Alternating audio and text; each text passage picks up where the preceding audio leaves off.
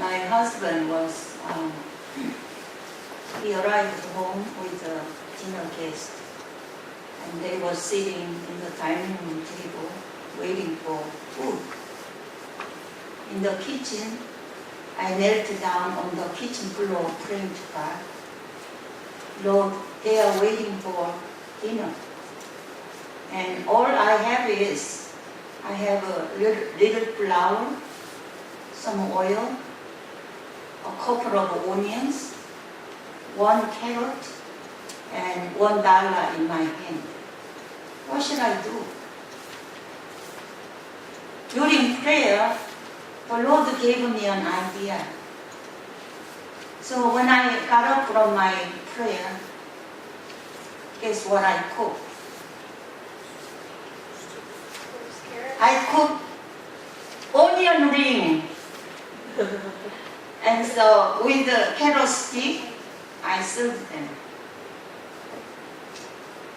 But later on, I had even bigger problem, much more difficult situation, and it's an impossible situation.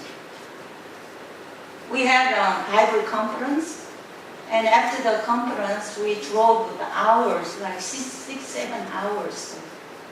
I just arrived home, and there were about a dozen pastors came from the Bible conference. They were all sitting around dining room table, waiting for lunch. This time, I even didn't have flour, oil, or onion or carrot, not even $1. I had nothing, no money, no food. What should I do? These things we cannot learn through studying the Bible with a pen and pencil in front of a desk. We cannot learn by writing grammatically, logically correct thesis by an extensive research.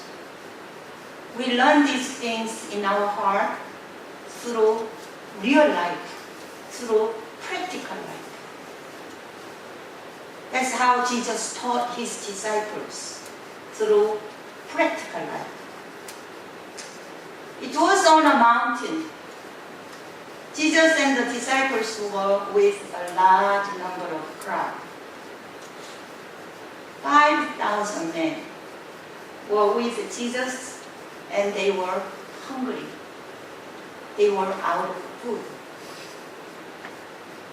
I could not bear of feeding a dozen hungry men when I did not have food or money.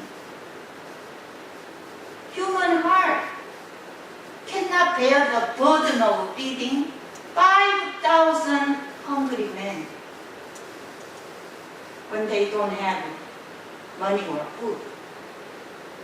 But to Jesus, it was a perfect setting to train his disciples. There was no restaurant, no fruit trees around, and no money. Jesus challenged his disciples to feed them. Jesus asked Philip, "Where shall we buy bread for these people to eat?" Jesus wanted his disciples to come up with a solution. The disciples also themselves were very hungry, and they were thinking about their own problem. When is going to be dinner? What am I going to eat tonight? But in order to answer Jesus' question, they start thinking about themselves. And they began to think a way to feed the people. Even though Jesus asked Philip and his disciples, Jesus asked us too, same question. What is your solution? How can you feed 5,000 hungry men on a mountain? Do you have any idea? Okay, I asked this question during the Bible study, and the frequent answer was to ask the crowd to go home, eat, and come back.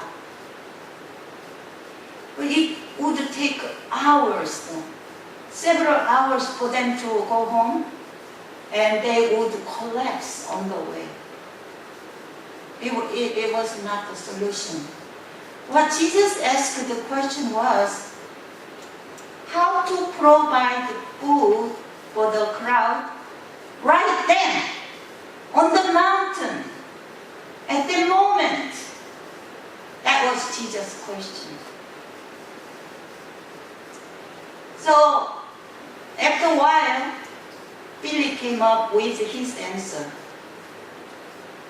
Philip answered, 8 months' wages would not buy enough bread for each one to have a bite. That was his answer. In order to answer Jesus, first, Philip had to figure out how many people are there on the mountain.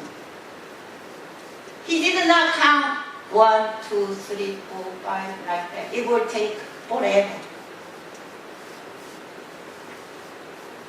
I have a habit of counting people. So when I eat at a restaurant, while eating, I count how many people are eating in there. When I sit in a graduation ceremony, I count the number of graduating students. I count by density and grouping. I choose one section, and then I count how many are there. Maybe 50, 60, 100. Then I apply to the whole area. That's how I come up, okay, 800, 900, 1,000. Philip might have his own way of counting a large number of people. But it is very hard on the mountainside because their gatherings are very irregular. But he counted approximately 5,000 people.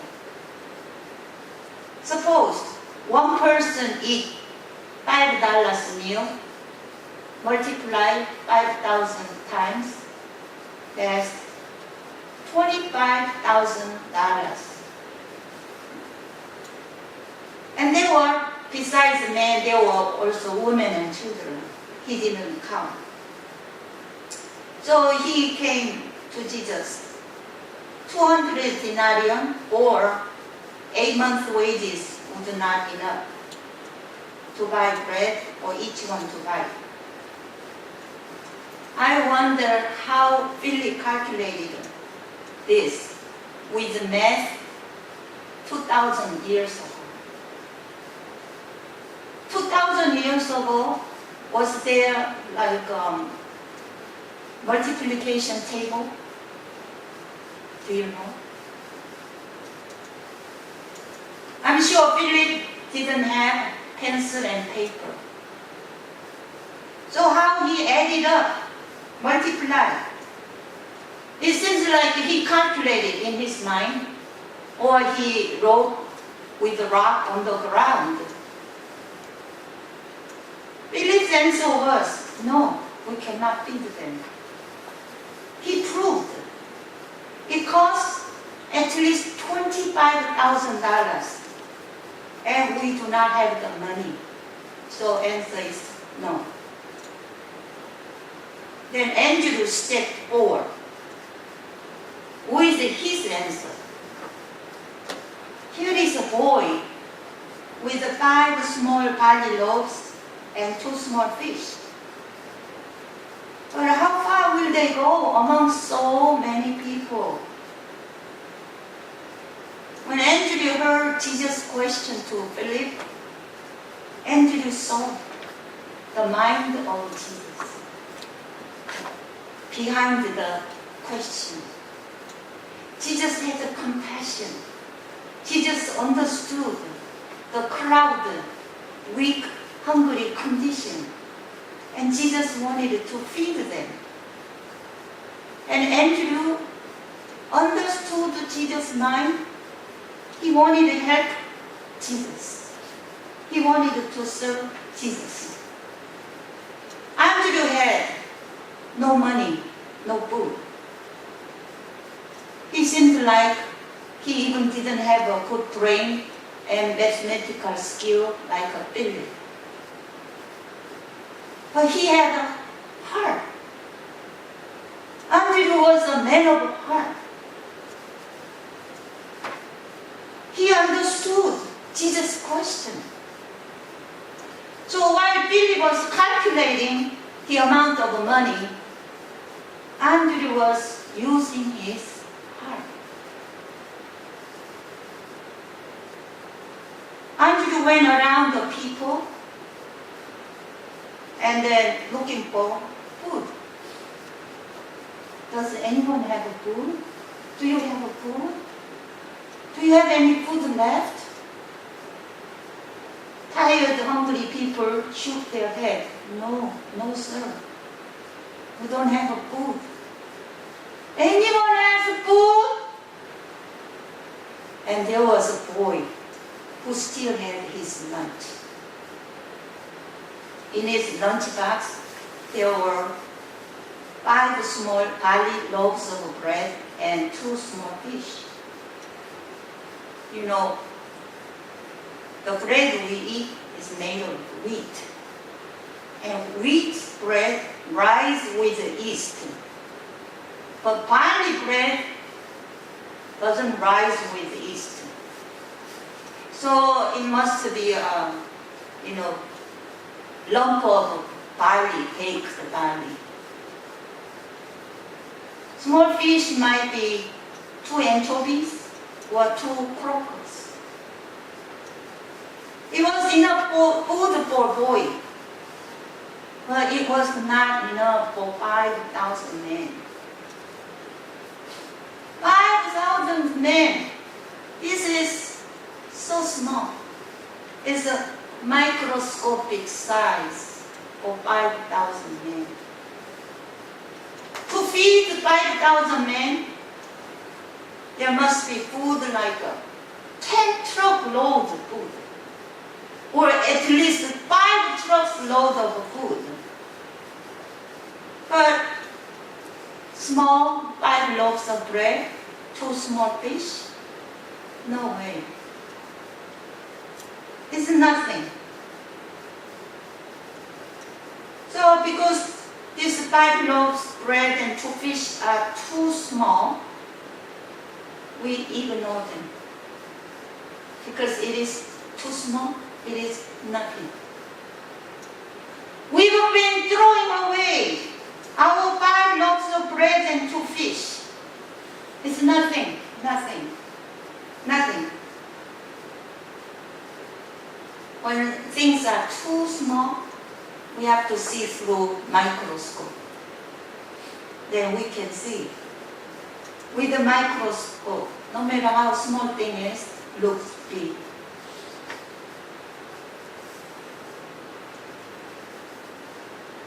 When things are too small, too insignificant, ignore. But with faith, it is big. Andrew had mind of faith. It's not small for Jesus. No matter how small it is not small for Jesus. With the mind of faith, Andrew saw the boy's lunch is big enough. Big enough for Jesus to use. When a dozen pastors were sitting around the dining room table, I saw nothing. I had nothing. I had no money, no food, nothing. My heart was broken and shattered. I just opened the apartment door. I left home. I just gone.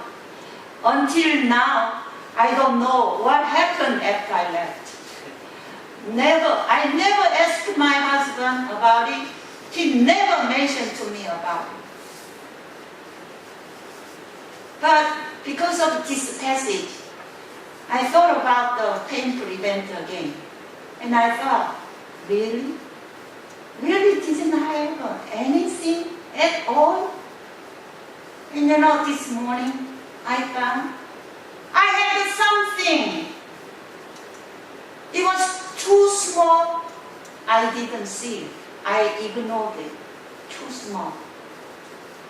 What I found is water. I had water. Why didn't I serve each of them with water? Wow. God does not ask us what we don't have. God asks us, go and see what you have. Don't think what you don't have. Find out what you have. I had water. Faith is to think what I have.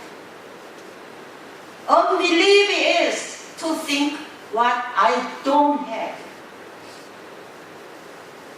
God wants me to find what I have and bring it to Him. So, instead of leaving home, I should have prayed to God. And God might have shown me what I have. But I became so emotional. I was so overwhelmed. And I missed the great opportunity to work with God. Now, Andrew saw the boy's lunchbox. He began to persuade the boy to take the whole food to Jesus. Hello, boy. You look so nice. I love you. Give your lunch to Jesus.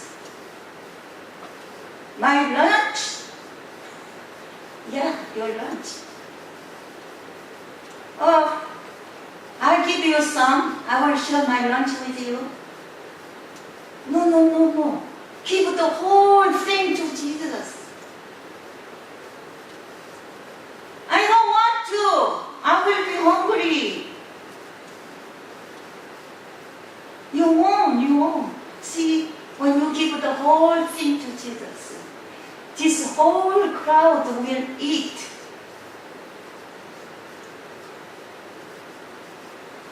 It's not easy to take away the lunchbox from the boy.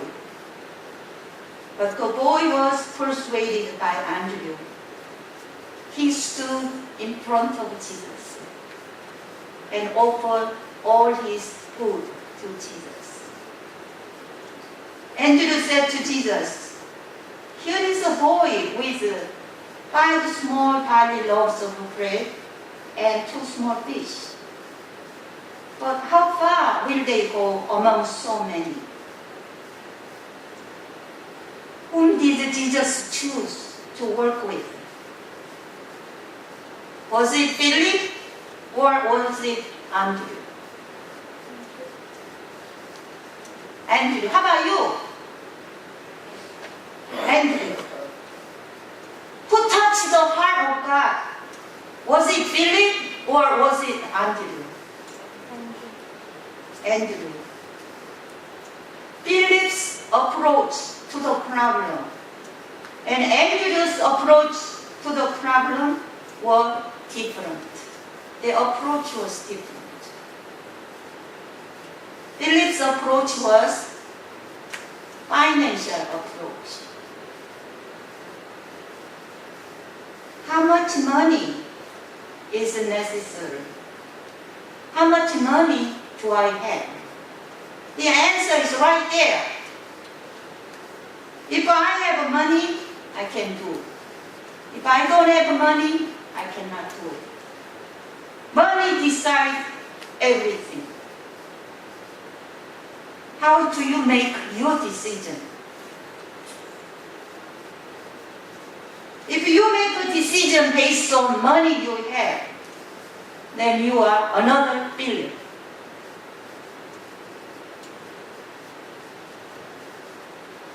In impossible situation, you quit and complain.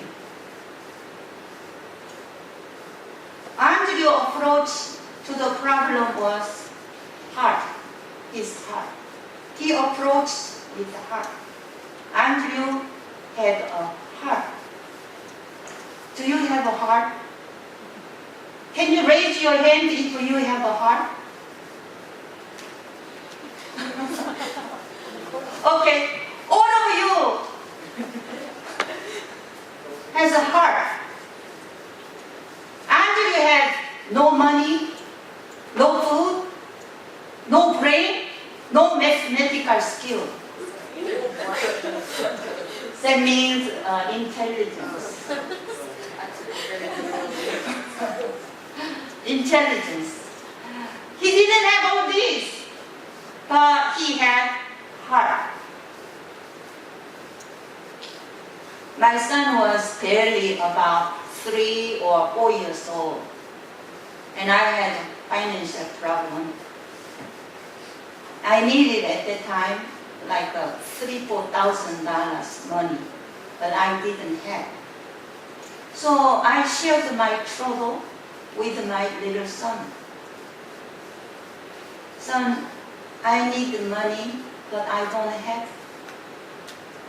My son answered me, Mom, you can have all my money. He offered me his life saving, his piggy bank. He might have had about $2-3, all in pennies, nickels, and dimes. When I heard him say that, my heart was so touched. I was so comforted. My burden was lifted. Not the money he offered me. It doesn't help. I cannot explain to him. What I need is several thousand times much more money than he offered. But it was his heart. All his money he offered to me. The money amount was so small. But when he gave me all his money, wow, my heart was so moved. You know, I had the strength to go through this problem. I don't remember how I solved it, but I solved it. But my son gave me strength.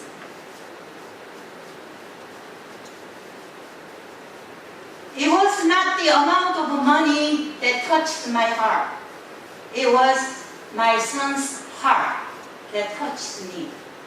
Because he gave me 100%. When Jesus saw the 5 small barley loaves and 2 small fish that the boy offered to Jesus, Jesus' heart was touched. Wow.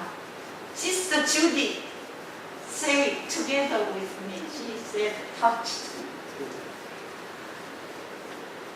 God's heart was moved. It was not the amount of food that touched Jesus' heart. It was the voice giving everything he had to Jesus. It was Andrew's heart that touched Jesus' heart. They gave 100%. Nothing. They did not hold back anything for themselves. When God's heart is touched, God will rise from His throne. He will raise His hand with almighty power. When God rises from His throne, there is the power of God, the power of miracle. Nothing is impossible.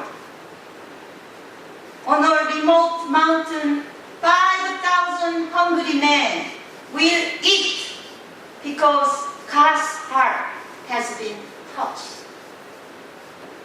God will feed them. They will see the glory of God. Jesus took the bread, gave thanks to God, and He gave to disciples to distribute. He took the fish, He gave thanks to God, and He gave to disciples to distribute. When the disciples went out to give to the crowd, the bread and the fish were multiplied, endlessly multiplied. The almighty power of God, creation power of God, covered the mountain, covered the bread and fish. This is Christian power. This is the secret power of God's people. What happened to Christians? They are so nice, smiling, kind, and nice, but weak because they don't have this power of God.